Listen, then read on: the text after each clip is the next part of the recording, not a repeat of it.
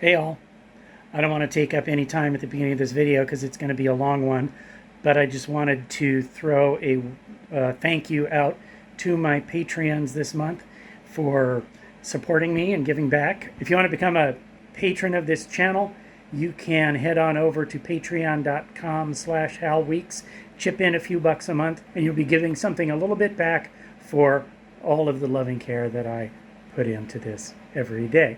This is the finish up video for the conversion job that I was doing. We're going to get into that again this week, see me finish it up, and at the end you're going to get to hear me play a little mini concert on it of a couple of tunes, so stick around for that. Let's get right into it, shall we? Okay, so I am doing another voiceover because the noise in the shop is always such that I can't record while I'm actually filming these at my workbench. And I'm doing the voiceover today in the front of the dAigle shop.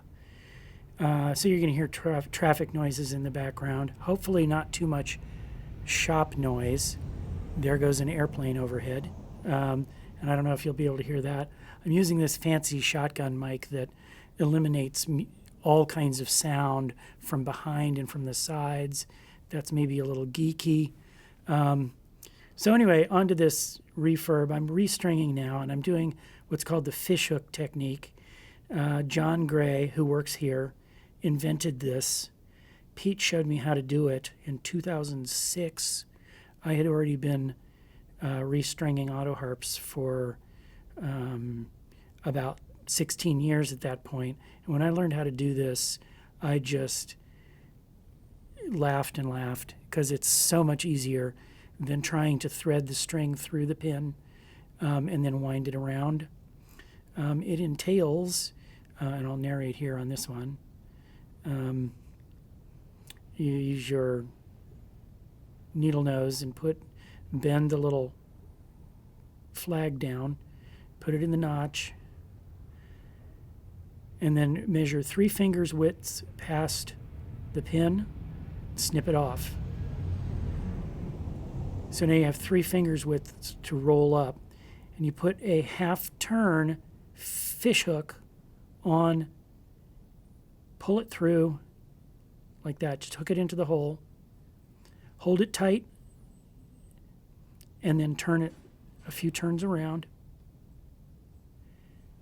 and then let it come to rest on the bridge, just like that. And it winds up going down the pin. And I took a close-up of that to show it to you right here, how it winds down the pin, not up the pin. If it starts going up the pin, you got to stop and get it to go down the pin. And this is just such a fast way of doing this. Okay, now I've got all the strings on. That was fast. And I'm showing you here the difference between the old combs, which is what came off the harp, and the new combs, which is the way that we make them now. And as you can see, they don't have a little metal bar. And the holes are different too. And because the holes are different, they had to be changed on the body of the Autoharp. We couldn't reuse the same holes from the old combs. But the mylar was wearing out, and so these new combs are going to go on the instrument.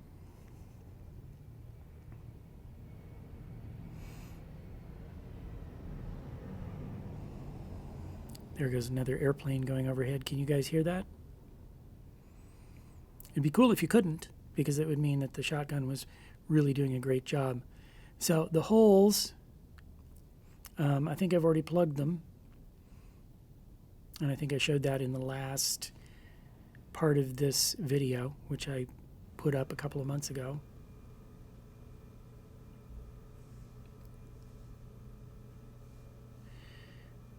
And we're going to have to remove these covers. These pick guards have to come off. And as you can see, the pick guard that I have on hand doesn't match. And so I either have to make all new pick guards or try to reuse the old ones. And as it turns out, I reused the old ones. I managed to get them scraped off, and I'm going to show you that here in this video.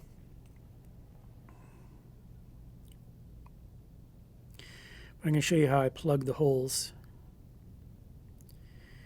We have to have a little puddle of wood glue, like that.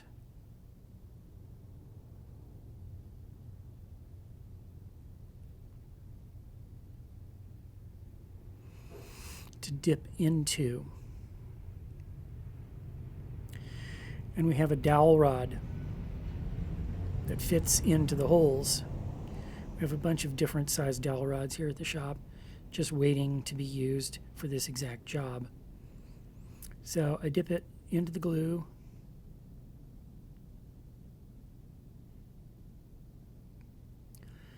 Insert it into a hole. And then snip it off. And then we re-glue and repeat. And we fill up all the holes that way. Once the glue is dry, I'll be shaving off the excess dowel rod that's sticking up above. And this is the way that we fill holes. Sometimes if you just leave them unfilled, they can get in the way of new screws that are going in and cause the new holes to be loose. So it's a good idea to fill them all. It doesn't take much time.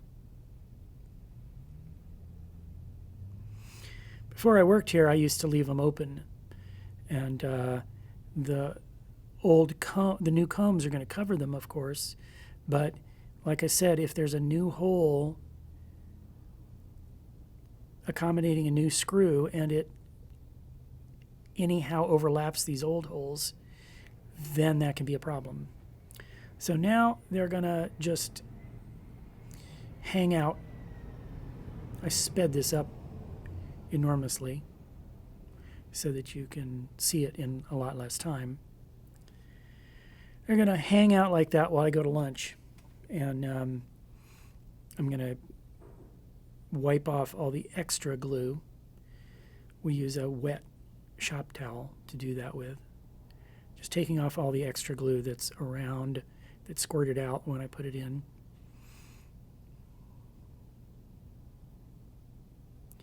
One of the reasons that I want to make this video is to make it clear to folks who have no idea all the steps that go in to bringing these harps up to snuff so that they're playable and pleasant to play, and it takes hours sometimes to do this work, and of course that all just gets, you know, folded into the price of the instrument when it's done. And the other reason I wanted to make these videos is so that you can see what you have to do if you want to do this yourself. You don't have to pay a pro to do it. You can do it yourself and obtain a vintage Autoharp and fix it up. So this is the tuning schedule that I have figured out for a CG Diatonic.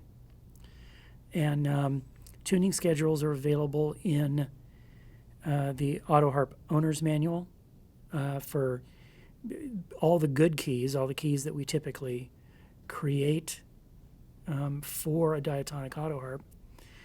And so that cover goes on, and that's going to hide the routing that I did when I fixed the anchor.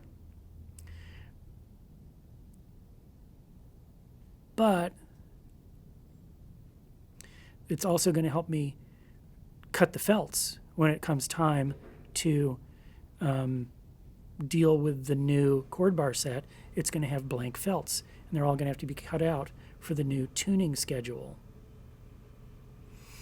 So, what the heck am I doing now?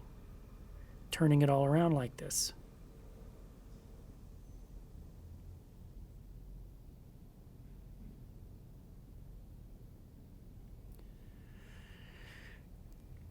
To be honest, I did all this work about 2 months ago, and I've worked on about 4 harps since then. Oh, I think I'm going to take off the pick guards now.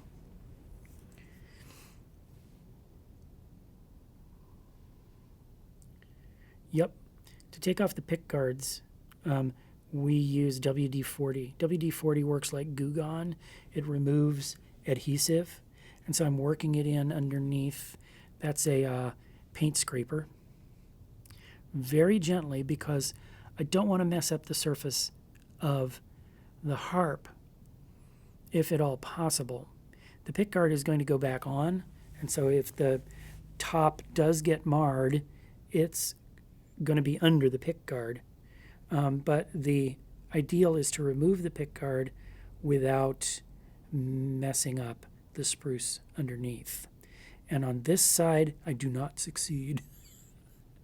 As you will see, there is a little bit that comes off, but again, the pick guard goes on over it, and so you won't see that. The other side I successfully removed, as I recall, and there was no scarring of the spruce. And of course, this is always a risk when you put a pick guard onto any soft wood topped instrument.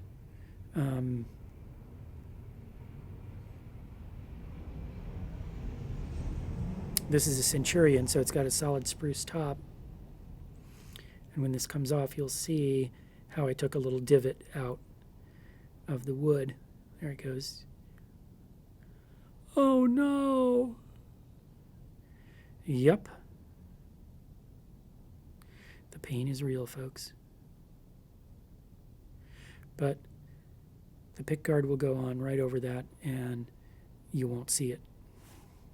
Isn't it interesting how tan the top has gotten from oxidation and exposure to sunlight and oxygen, whereas the inside of the spruce is the original color. And that happens with all wood, more or less. So now I'm going to pop off these tops using the same paint scraper. Just pop off the ends of the dowels so that they're flush.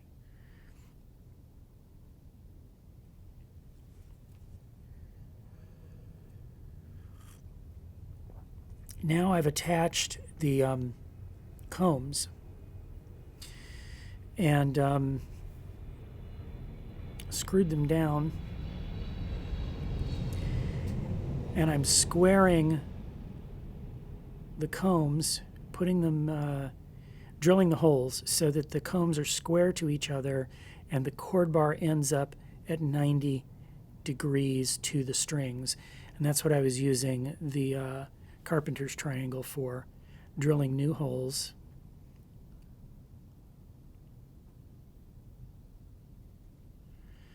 So I can put the combs on.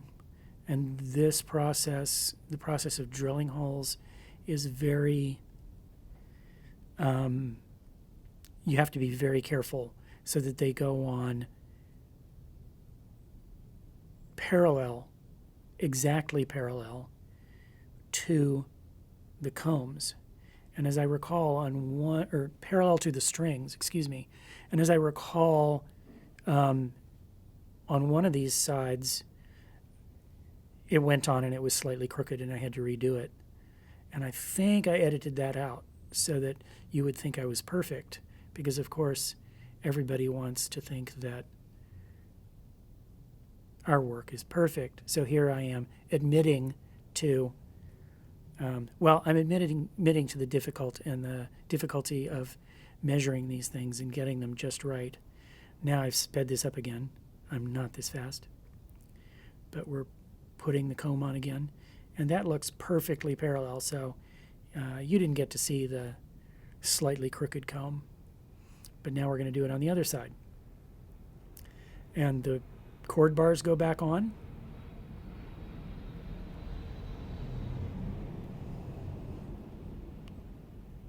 so that the fit of the other chord bar gets set to the length of the chord bar. This end is the slotted end on a dAigle, and you'll notice that the post that comes up through the chord bar was lined up about to the center of the notch on the end of the chord bar. I'm using my awl to make little tiny marks where the screw holes need to go. And then I take the comb away. And now I'm pointing out where those little tiny marks are. That's where I'm going to drill my holes.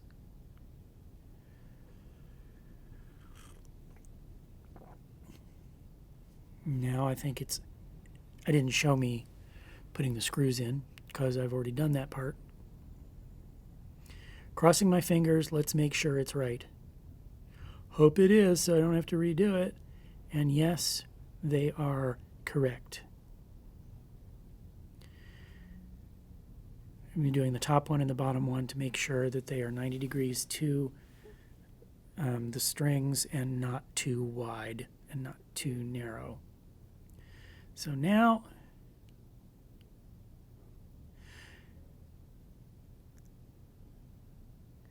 you see the other pickguard is in the way.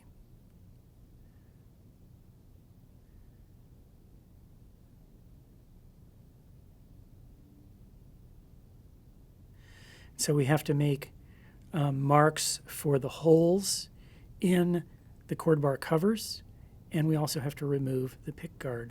So that one came right off without much damage to the top. I guess there's a little tiny bit of the wood that came up, but not too much. And that's going to get trimmed down. Yay! I got it right. Okay, so I have made holes where the chord bar covers are going to go. I forgot to get that on my recording, but we're going to, eventually screw down into those holes once the covers go on. So now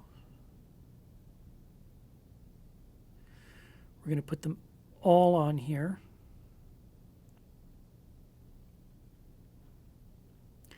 dAigle Autoharps are a joy because the springs, there are no springs.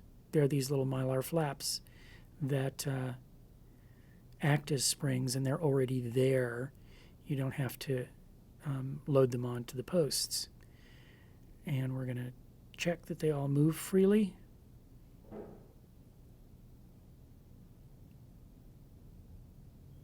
Nice job, Hal. Okay, this is our felt, and we've got a lot of felt. This box, as a matter of fact, these are the coils of felt that we sell as full rolls. And in here, these are all Autoharp lengths that I've cut already to go onto Autoharps that I refurbish and need new felt. So I'm going to count out 15 of these. I'm going to apply them to the chord bars. See, a lot goes into these jobs. I'm just now getting to the chord bars. It's going to go on there like that.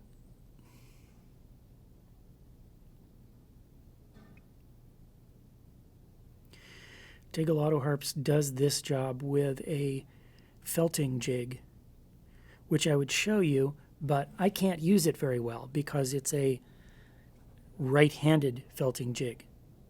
And I am left-handed, and this is one of the jobs that I do sort of left-handed. And so I do it more free-form, which is a little bit slower, but this is the way I've been doing it for 35 years. So first I have to plot out what chords am I going to make on my 15-chord diatonic instrument.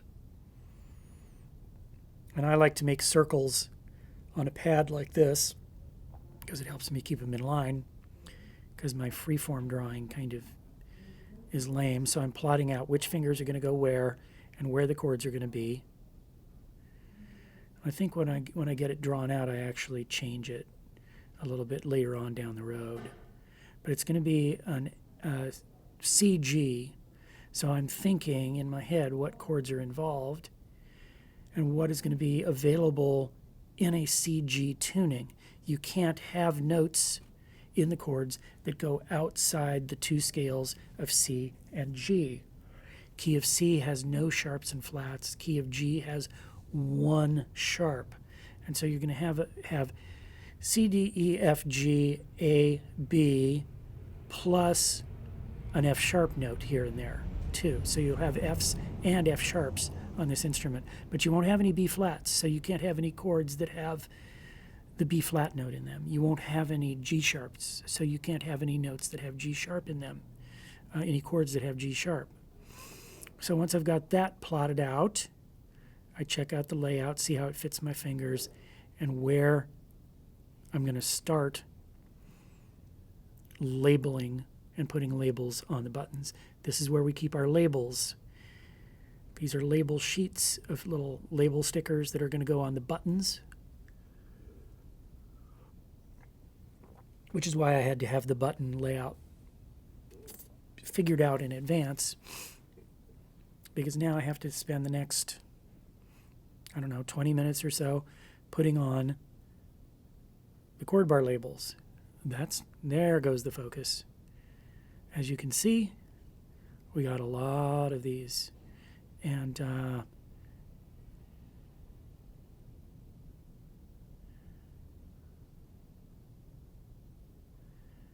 those are going to go on the sides of the buttons so that you can see them as you play the Autoharp upright. And we have more stickers than we have chords on any given instrument. But these are the common ones. Occasionally we get called to create a chord that's not in there. So here I am fidgeting with the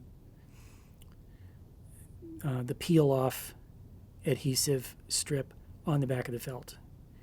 And John Gray has taught me many tricks that he uses to go faster.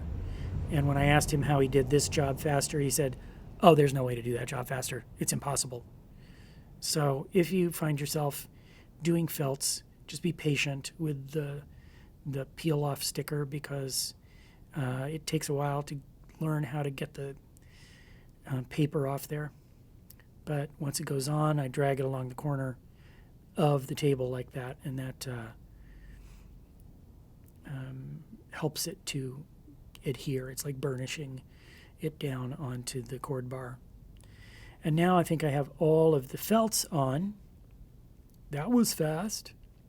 Now I'm going to put the stickers on. Don't know why I did the felts first. I guess I just felt like it. Felt like it. See what I did there? Oh, that's why I get the big bucks, folks.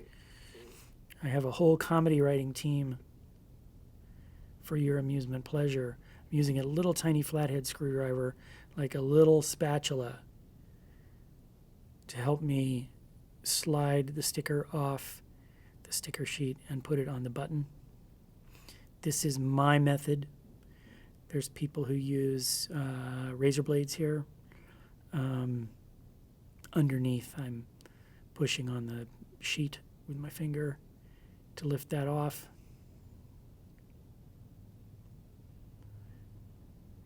Just so you know, I'm probably listening to music while I do this in my headphones. My headphones are keeping my ears protected from...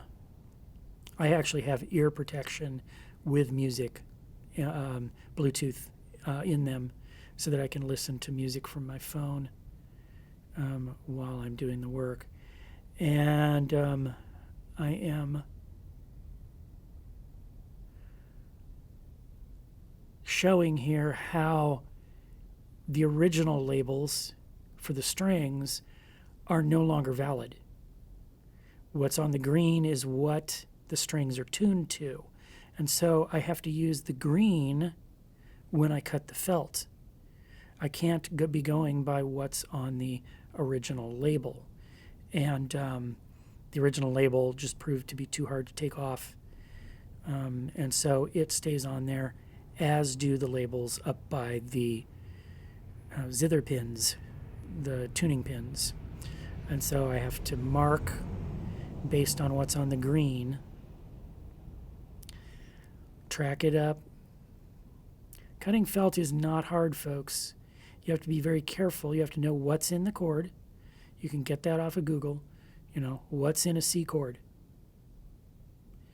And mark it on the felts. Try to have the root or the fifth in the bass. Once it's all marked, you just cut notches. And unlike Oscar Schmidt notches, which are square, we cut V's. Somebody asked me, why do you cut them as a V? Well, it's just easier to cut to a point at the bottom and then take it out. If you cut a V, then you have to scrape it out somehow. Or if you cut a notch that's square, you have to scrape it out somehow. And this also tends to leave felt intact all the way across the top of the felt. Or at least that's the idea.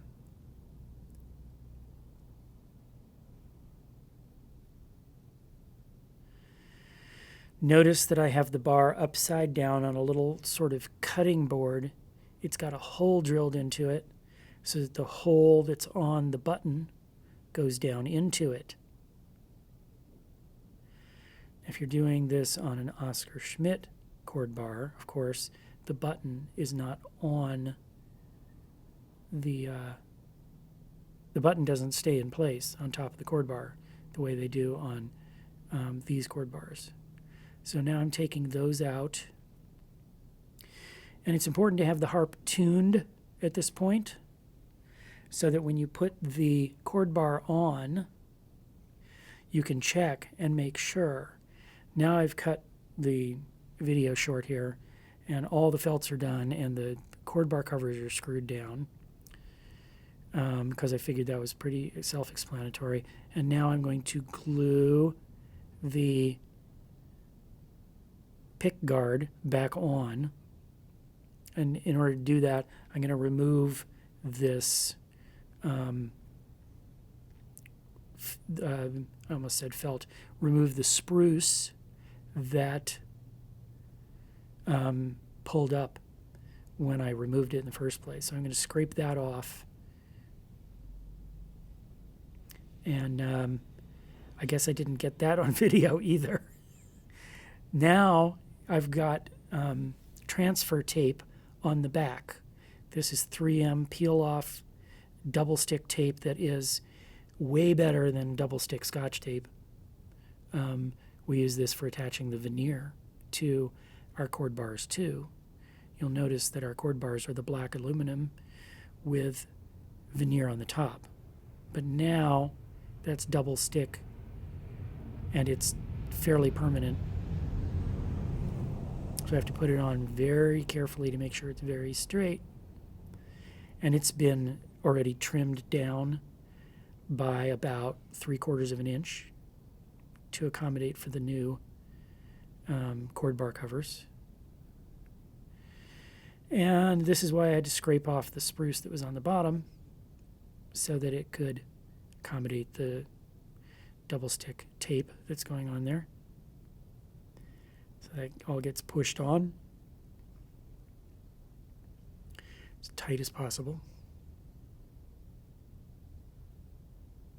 Okay, we're back in real time and real-time narration, and I'm going to play this for you.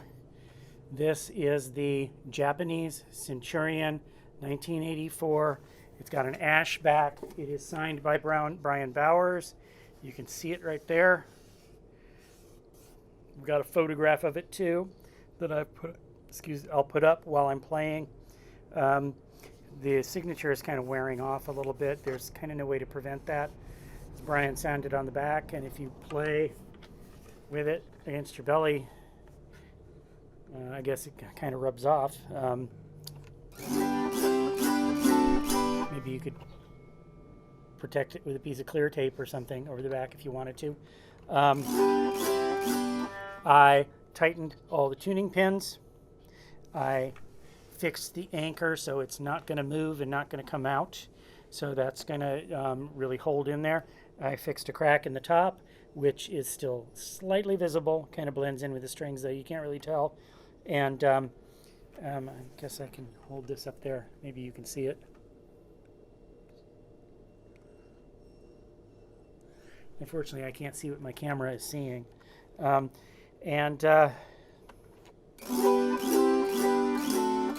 diatonic tuning on it. It's in the key of C, G. And so here's the key of C on it.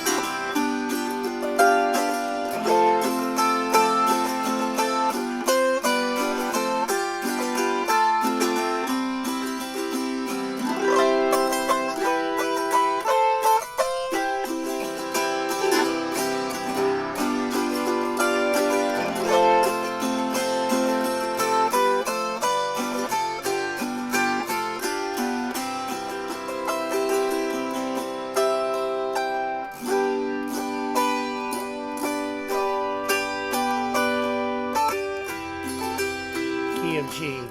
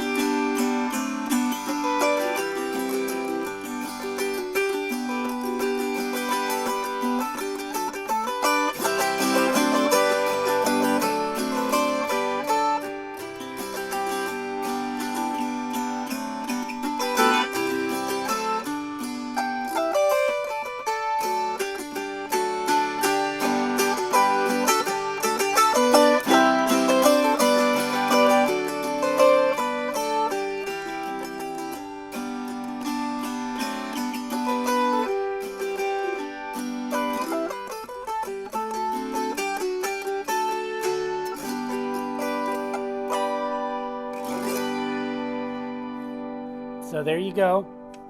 That's the Japanese Centurion chromatic diatonic conversion project. All complete, ready to go. And call and ask Pete about it while it's still here, because it's going to go out soon. Talk to you later. I'm Hal Weeks. Thanks for watching. Bye-bye.